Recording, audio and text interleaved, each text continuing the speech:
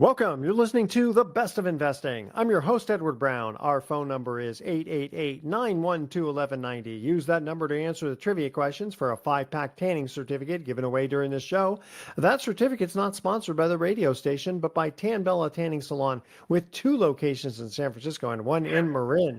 Today, we do have a special guest, Christoffer Groves. He's a visionary entrepreneur.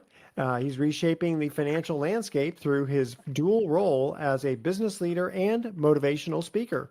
As the co-founder of Groves Capital, alongside his wife, Groves has transformed the company from a 2-person operation into a thriving enterprise of 675 professionals, generating over $7 billion in loan production within a mere 5 years. His dynamic leadership has been instrumental in establishing the firm's reputation for offering the industry's lowest rates and top-tier service. And in fact, in 22, 23, and 24, Yahoo Finance named Christoffer Groves top 10 entrepreneurs to watch. Pretty exciting. Christoffer, welcome to the Best of Investing. Thank you for having me. Yeah, you're welcome. So I'm gonna ask you, how did you go from 2 persons to 675 professionals? I'm assuming that they're not all employees. They're just, a lot of them are like broker associates, that sort of thing.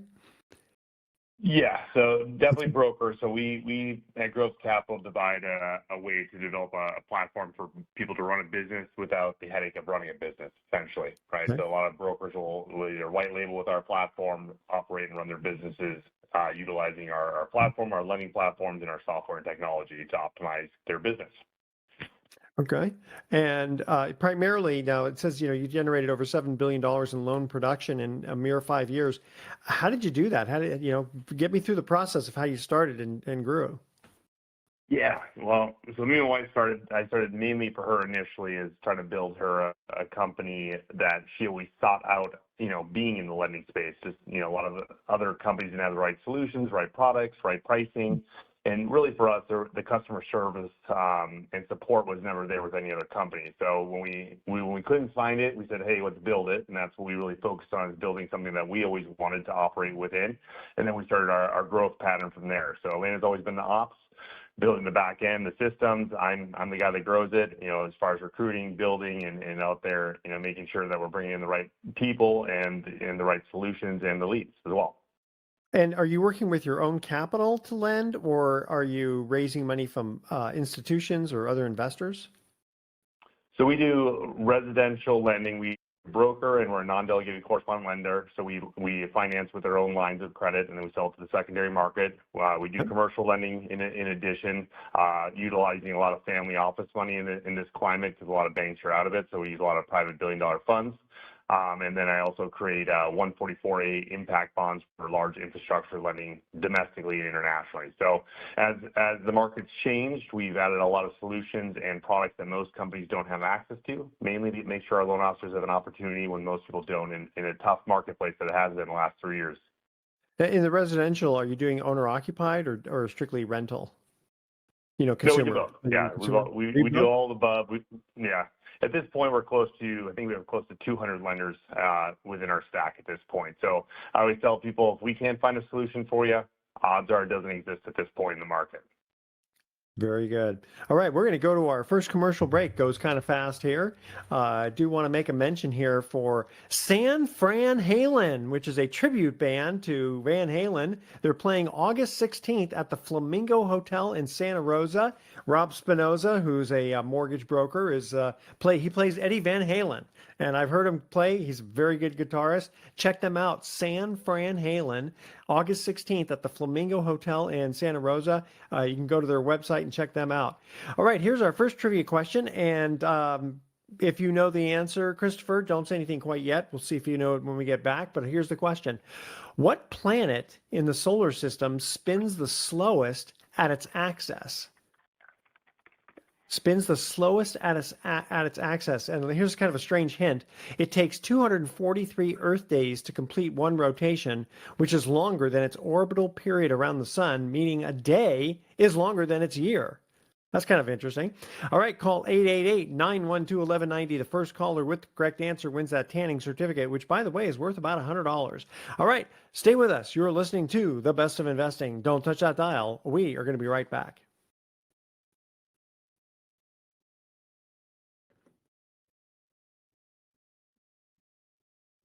Welcome back to the Best of Investing. I'm Edward Brown, along with my special guest, Christopher Groves. First trivia question: what planet in the solar system spins the slowest at its axis?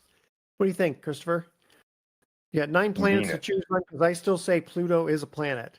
Can't kick Pluto out. Is it Venus?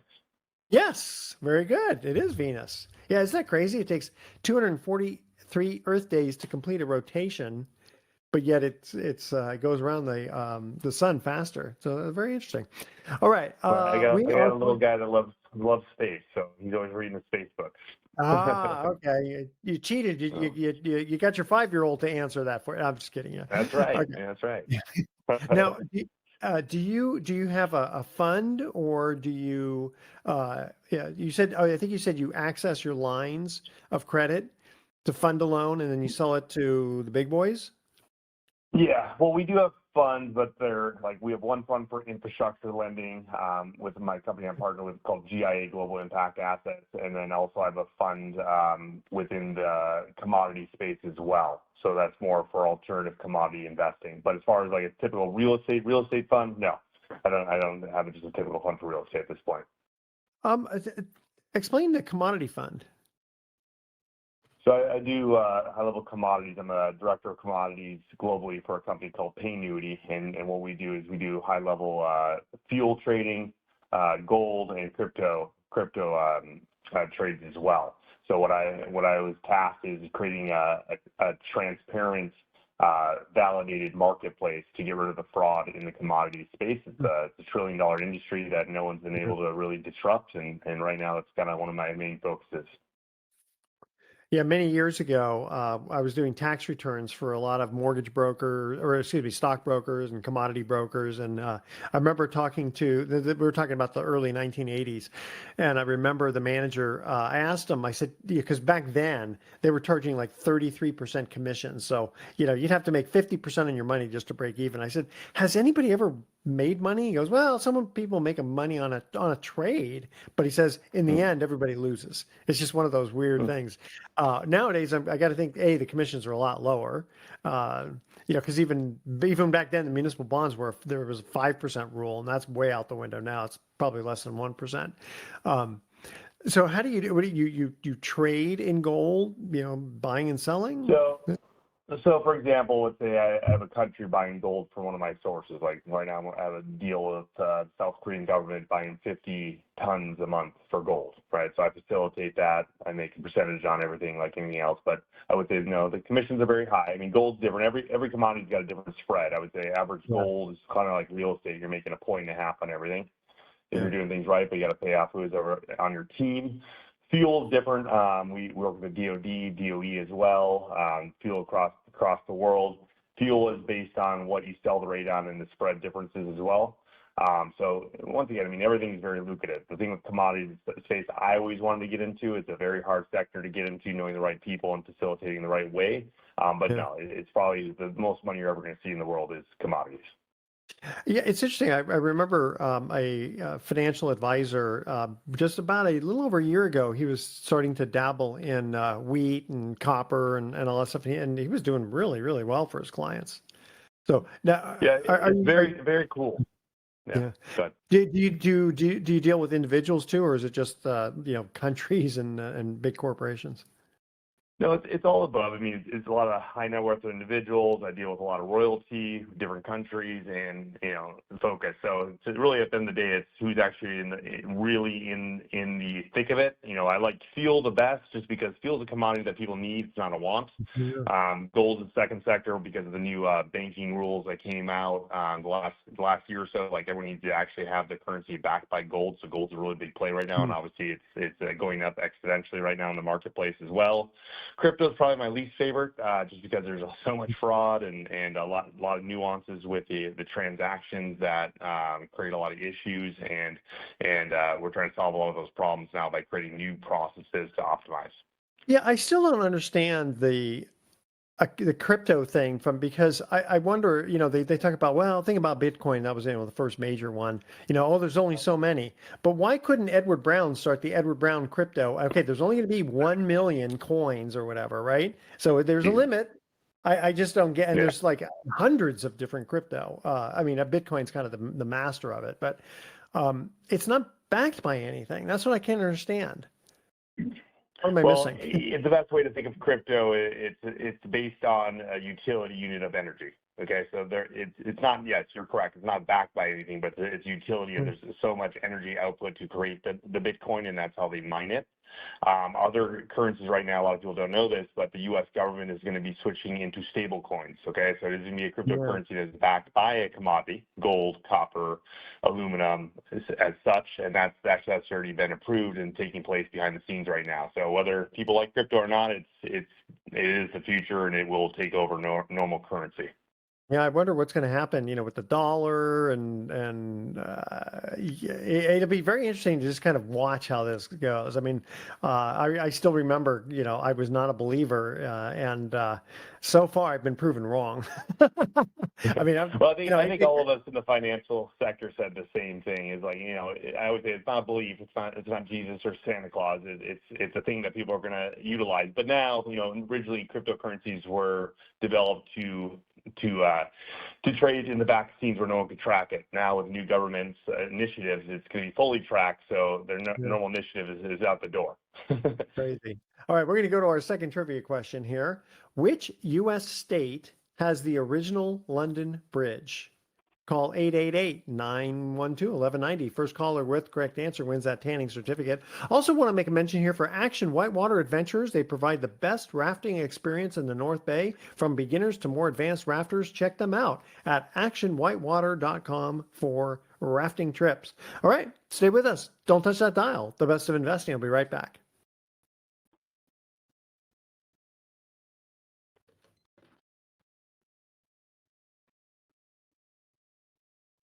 Welcome back to the Best of Investing. I'm Edward Brown, along with my special guest, Christopher Groves. Our second trivia question: which U.S. state has the original London Bridge?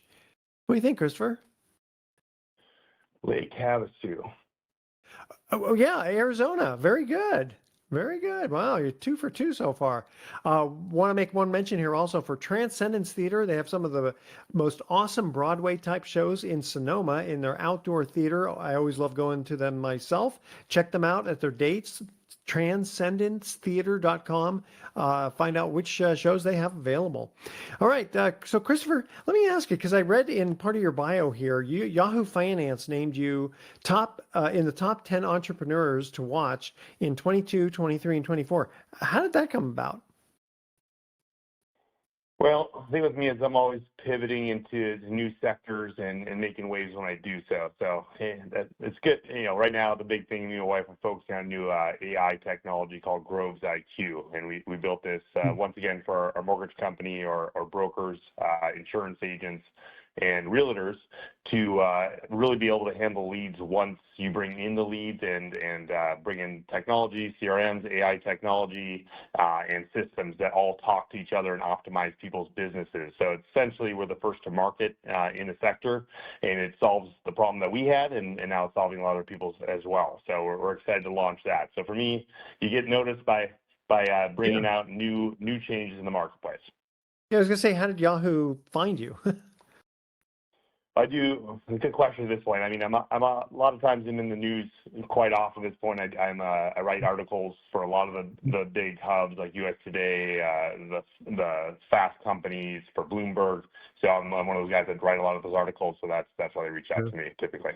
Yeah, it's interesting because I appeared on CNN back in the 1980s when they were just, not political. They were just strictly business. And they found me because of an article that I wrote on a topic. I thought that was kind of interesting. In fact, I had to kind of ask them, wait a minute, is this a joke or is this really the real CNN? And it was the real CNN. I had to go to San Francisco, yeah, it was funny. I look back and I go, that was 1988. Crazy stuff.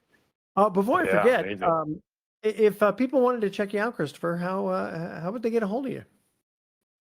You can look me up on LinkedIn, Christopher Groves. On IG, it's CEO Groves Capital is typically the easiest ways to find me. Okay, good. What are you seeing in the marketplace in real estate and loans right now? The market's been a little more stagnant as of recently due to the rates not really moving as much as we thought it was going to happen with the new president in office. I think at this point, I think there's going to be drops in this month. Don't say it's for sure thing, but I'd be very surprised if it doesn't happen. How kind of gets out of his head, with political. Well, exactly. But at this point, I think we're all on the same page that it's due. Even Fannie and Freddie, like the heads are like, okay, it's time. Like, we're way behind the European rates right now by 1.5 points behind, and that's never happened. So it's time to make a move and reinvigorate the housing market again as well. It's be good for all of us. Well, yeah, it was very strange that he lowered the rates just while the election was going on, but yet the market's been stronger and the economy's been, well, let's put it this way, inflation's been down, and ordinarily, that would be the time, but who knows? Who knows? We're not in his head. We're hoping. What kind of rates are you seeing? And apparently, because you said here you can find the lowest rate. How do you find the lowest rates compared to someone else? Well, everything with rates is based on your volume, based on like your risk in the marketplace as well. So for us, it's about negotiating the best rates to the wholesalers, bringing the best opportunity. Obviously, when it comes to rates, when people just ask you the rates, it's the worst question for every loan officer, right? It's going to be very dependent on a lot of different factors. But I would say, average rates right now, just average, you're in the high sixes right now, typically for most products. Obviously, it's going to be give and take depending on your FICO score, the value of the homes and zip codes and all things like that as well. What about commercial? What are you seeing there? Commercial lending, I would say, is a bit higher. Commercial's been on the higher space. I see average rates between 8 and 10% right now in commercial. It obviously depends what the product is. Bridges are going to be a little higher, between 10 and 12% typically, unless you're a very A paper, like straight refinance, maybe in the 6s possibly if it's really, really solid. Yeah, because you're almost talking hard money loans at that point. Well, given the sector of the market, right? Just the commercials affected mostly by the banks. After First Republic and Silicon Valley had a downturn, everyone started freaking out about what's on their books as far as liquidity, and that's really what's changed the game in commercial, and that's why it's going to private family offices primarily. Interesting. How quickly can you provide a loan to somebody, assuming they give you all the documentation? I mean, fastest you can ever do a residential loan is in 5 to 7 days. Have I done it? Yes, possible. Commercial, I would say 21 to 30 days is probably the fastest I've ever seen it done.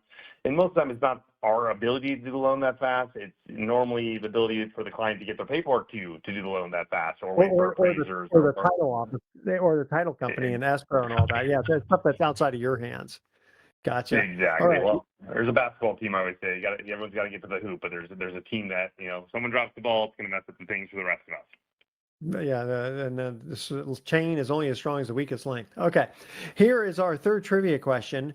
Which is the largest joint in the human body? Call 888-912-1190. First caller with the correct answer wins that tanning certificate. Which again is worth about $100. Stay with us. The Best of Investing will be right back. Please don't touch that dial.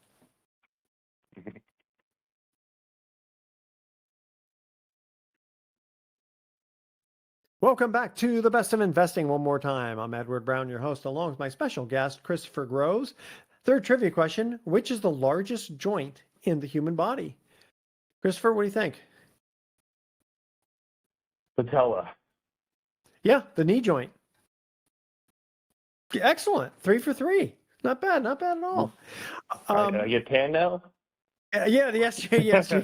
If you can come to San Francisco or Marin County, you can have that tanning certificate. Perfect. Yeah, absolutely. There we go. I love it. So sometimes I have a guest on from Pacific Private Money. They're not here, so I'll kind of let the audience know what's going on there. So they have their arrival fund that they came out with last year. In fact, I just got my check, my third check last week, actually. And it pays every quarter. So I've been in there for almost a year now. And it's paying me 10%. What they do is they provide short-term bridge loans that they put on the conveyor belt, and they fund the loan, and then they go ahead and sell it to the big boys, institutions, kind of similar to what you were talking, Christopher. Money comes back. They go ahead, do another loan, sell it to the big boys, get money right back. So it's kind of funny. People say, well, what's the loss ratio type? How many losses? You say, well, zero, because the borrower hasn't even made a payment yet, and it's out of the portfolio. So it's kind of interesting. And the reason that they can provide that kind of rate is similar to kind of what you were talking about. They're able to give the borrowers, unfortunately for them, they do have to pay rates 10, 11+% plus a couple of points. The arrival fund takes off their strip to make their money, and then the clients are able to make 10%. Check them out at pacificprivatemoney.com. Let them know that you heard about them on the Best of Investing radio show. Check out their arrival fund. The interesting thing about that one is they're going to put a cap on it. Ordinarily, they have what they call evergreen funds, where they just consistently raise money. But this one, they're going to probably hit the $5 million mark. They're right at about $3 million right now, and then they're going to turn off the spigot for at least for a while. So anybody who wants to get in after that, they're going to be told you're going to have to wait. So probably now is a better time to check them out rather than later. Again, pacificprivatemoney.com, and ask about their arrival fund. Let them know that you heard about it on the Best of Investing radio show with your host, Edward Brown. All right, so Christopher, where's your company located? I'm located San Diego area, Rancho Santa Fe. Okay, but you're doing international trade, so you pretty much deal all over the country. I would think. Residential, we're in 30 states, licensed at grows at this point, 50 states for commercial, then infrastructure lending, all over the world, as long as it's insurable by Lloyd's of London, typically. So the one thing in the world today, you can be virtual and do deals anywhere, right? Yeah. I know it's funny when in the old days, when we first started this radio show back in August 2010, so gosh, it's going on 15 years now, we would actually have to drive into San Francisco. And, from where we live, it's about an hour, and then you have to kind of, get prepared and yada, yada. And I mean, it would be like at least a half a day for just a 1 hour show. And then eventually we were able to get hooked up with Dominican University, where they had a little studio. And so we were able to record there and then send in the file, and that worked until they said, well, we need that where we can't let you use the studio anymore. So I got hooked up with the professor who was running the studio at the school, and he got me set up with all the dials and my own little computer program that I could record and send it in.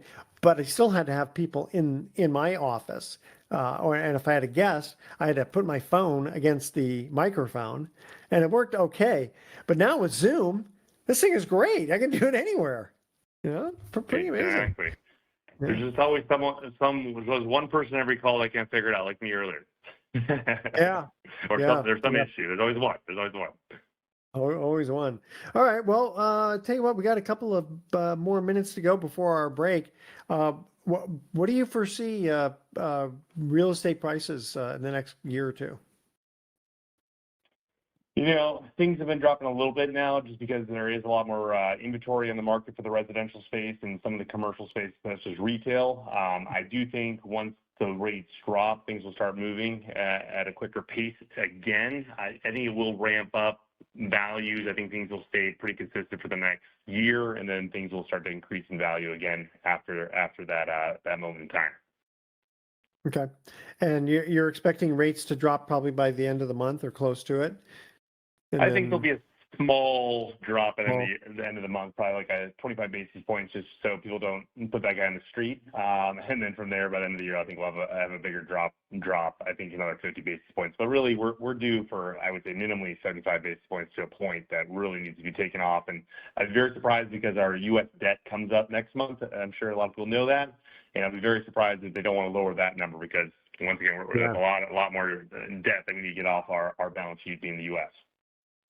A lot of people don't really think about that if you can lower the interest rate on the debt. I mean, that's the biggest, I mean, if you're talking over $30 trillion, 1%, $300 billion. Now you're talking real money. on that. Yeah. So if you expect, let's say 25 basis, and again, these are just projections, 25% basis points this month, when do you think that 50 basis points would come in after Powell leaves? No, I think it's going to be before the end of the year. It's probably be when's the next Fed meeting? I think it's November, right? I'll double check on the Fed meeting, but it'll be right before the holidays, I believe, at this point. I'll be very surprised, honestly, if it doesn't happen. All right. Christopher, before we go to our commercial break here, why don't you give out your information one more time in case people have questions for you? Yeah, you can find me on LinkedIn. It's Christoffer with 2 F's instead of a PH. Groves, G-R-O-V in Victor, E-S. And then also you can find me on Instagram under CEO Groves, G-R-O-V-E-S, capital. And you'll see me all over the place there. Very good. All right, audience, stay with us. The Best of Investing will be right back with some closing comments. Don't touch that dial. All right. Welcome back to the Best of Investing. Last time for today, I'm Edward Brown, your host, along with my special guest, Christoffer Groves. All right, we do have a silly joke. We didn't have a trivia question for this break, but we do have a couple of silly jokes. So I went to the doctor yesterday, and he said I was a beast. And my wife said, no, you misunderstood him. He said you were obese. Thanks, wife. And I'm going to quit my job and travel the world until I'm broke. And I'll be back by 9 p.m. tonight. All right. All right. So, Christoffer, you're quite the expert. It amazes me how you're able to, in 5 years, go from pretty much nothing to $7 billion worth of, and I know it wasn't all you, but it was all your contacts and your brokers and reaching out and having a lot of connections. But that's still pretty amazing. Thank you. Never stop. Never stop trying to find the next client. I always tell my brokers that, and I tell my wife that the same thing. You never stop prospecting if you want to be successful. Sure. And it's interesting because you never know. Like sometimes my wife's kind of teased me about going to some of these networking groups that seem a little hokey, but sometimes the one person who you meet, you didn't expect to meet, and that person has referred a lot of business, and maybe even they thought it was a hokey networking group too. But you, like you said, you never stop prospecting on all that. All right, let's see here. So what you said that you've written a bunch of articles. Which publications? U.S. Today, Bloomberg, Fast Company, Yahoo Finance, Entrepreneur. Okay. Now, did you send them articles unsolicited, or do you have to kind of get in their queue? At this point, when I first started out, I had a PR group that helps me get in front of articles. At this point, I just like after writing a bunch of articles, just come to me and say, hey, write an article about this. I put it together and push it out. Which I always laugh about writing articles. I'm dyslexic, and now I write articles on a weekly basis, and I always laugh about it because I used to hate writing, and now I'm always writing something. But it's funny because there was a magazine I used to do a lot of writing for, and they wanted me to write something once a week, and I thought, I appreciate that, but I don't know what I'm going to write about each week. I mean, there's only so many topics that I can really, research. I mean, I don't have I'm not the commodities guy. I don't have those connections that you have, and so I'm thinking, okay, well, I know real estate mortgages really well. I mean, I have written a whole bunch of stuff, leasing, taxes, and insurance, and all that kind of stuff. But after a while, you can only reinvent the wheel so many times, and you want to make it interesting, right? So how do you come up with the ideas? A lot of times they'll ask me to focus on a certain idea or area, or the same thing with you. I mean, the good thing now is you can go ChatGPT, give me some ideas from some articles, but I can push out things pretty quickly. Like I told you earlier, just you ask me questions, I have a pretty good knowledge base at this point with most things within my sector. I'm always researching. So I'm one of those guys. I love to learn. I love to figure out new ideas, and and I'm constantly not saying no to opportunities to hear things from people. I think it's always funny when people don't take the time to hear things out, because you may hear something that might change your life, change your perspective, and change the way you're going to do things moving forward. I really appreciate that. Chris, thank you so much for joining us today on the Best of Investing. And we do have our thoughts for the day. So I'll never forget my grandfather's last words. Stop shaking the ladder, Edward. And And I already said this one about quitting my job and traveling the world till I'm broke. I'm back at 9 p.m. I don't know why I have this twice. Anyway, audience, tune in next week to the Best of Investing. We're going to have another interesting guest, and we'll be answering or asking more trivia questions and giving away more free prizes. Thanks for listening. On behalf of our team, I'm Edward Brown, wishing you the best of investing. So long.